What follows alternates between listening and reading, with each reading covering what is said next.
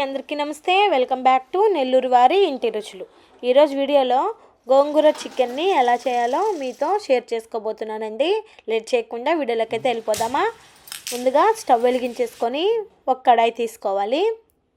ఇందులోకి ఒక గంటి ఆయిల్ వేసుకొని ఆయిల్ హీట్ ఎక్కాక 7-8 పచ్చిమిరపకాయలను వేసుకోవాలి.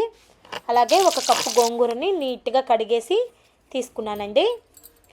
దీన్ని బాగా మగ్గించేసుకోవాలి. గోంగూరలో వాటర్ అంతా ఇంకిపోయి మనకి బాగా ఉడికిపోవాలండి ఈ గోంగూర అనేది.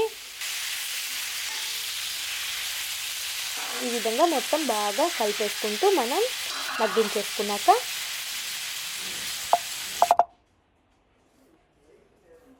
ఒక ప్లేట్లోకి అయితే తీసి పెట్టేసుకుందాం. దీన్ని మనం మిక్సీ పట్టి పక్కన పెట్టుకోవాలి. లేదు ముద్దకంతో అయినా దంచేసుకొని ఎనుపుకొని పక్కన పెట్టుకోవచ్చు. ఇప్పుడు స్టవ్ వెలిగించేసుకొని వేరొక కడాయి తీసుకొని ఇందులోకి 2 టేబుల్ స్పూన్ల దాకా ఆయిల్ని యాడ్ చేసుకోవాలి. ఇందులో కొద్దిగా ఆవాలు, బిర్యానీ ఆకు, పట్టా లవంగాలు, మరాఠీ మొగ్గ వేసుకోవాలి. అలాగే 2 ఆనియన్స్ని ఈ విధంగా కట్ చేసి వేసుకోండి. ఆనియన్స్ మనకి గోల్డ్ కలర్ వచ్చేదాకా బాగా ఫ్రై చేసేసుకున్నాక ఇందులోకి 2 టమాటాలను కూడా ఈ విధంగా సన్నగా కట్ చేసుకొని వేసుకొని బాగా ఫ్రై చేసేసుకోవాలి.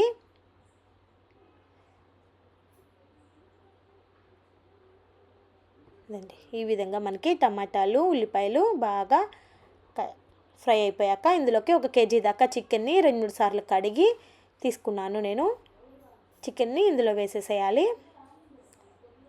ఇందులో 1 స్పూన్ పసుపు వేసుకొని ఒకసారి కలిపేద్దాం. ఉల్లిపాయలు, టమాటాలు, ఈ పసుపు అంతా చికెన్లో బాగా కలిసిపోయేలాగా ఒకసారి బాగా కలిపేసుకోవాలి.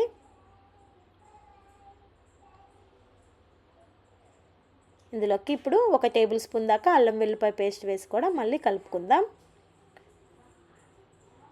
గోంగూర చికెన్ అన్నంలోకి కానీ చపాతీలోకి కానీ పర్ఫెక్ట్గా మ్యాచ్ అవుతుందండి. ఇదండి ఈ అల్లం పేస్ట్ అంతా పచ్చివాసన పోయేదాకా వేపుకొని ఇప్పుడు ఇందులోకి 1 స్పూన్ కారం, 1 టేబుల్ స్పూన్ చికెన్ మసాలా వేసుకొని కూడా బాగా కలిపేసుకోవాలి. ఈ అల్లం వెల్లుల్లిపాయ పేస్ట్, కారం ఇవన్నీ మసాలాలన్నీ మనకి పచ్చివాసన పోయేదాకా మనం బాగా వేపేసుకున్నామంటే ఇదండి ఎంత బాగా వచ్చిందో. ఇప్పుడు కొద్దిగా కరివేపాకుని వేసేసుకొని రుచికి సరిపడా ఉప్పుని యాడ్ చేసుకోవాలి. అన్నిటిని కూడా బాగా ఒకసారి కలిపేశాక ఈ చికెన్లో వచ్చే వాటర్తోనే మనకి చికెన్ అనేది ఉడికిపోయిందండి. ఇప్పుడు ఇందులోకి గోంగూర పేస్ట్ ఉంది కదా మనం చేసి పెట్టుకున్నాం పక్కన, ఆ పేస్ట్ని వేసేసుకోవడమే. పేస్ట్ వేసేసి మనం ఒకసారి బాగా కలిపేసి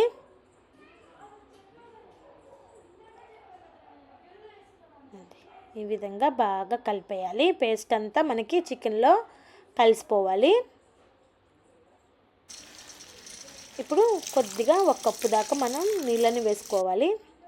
వేసుకొని ఒకసారి బాగా కలిపామంటే మనకి గ్రేవీ వస్తుందండి. గ్రేవీ వద్దు అనుకున్న వాళ్ళు ఏంటంటే వాటర్ని యాడ్ చేయకుండా అలాగే ఫ్రై చేసేసుకోవచ్చు. ఇప్పుడు ఇందులోకి 1 టేబుల్ స్పూన్ ధనియాల పొడి, 2 టేబుల్ స్పూన్ల గరం మసాలా వేసేసుకొని ఒకసారి మళ్ళీ కలిపేద్దాం. అంతే అండి, సింపుల్గా అయితే మనకి హెవీ మసాలాలు ఏం లేకుండా సింపుల్గా అయిపోతాయి.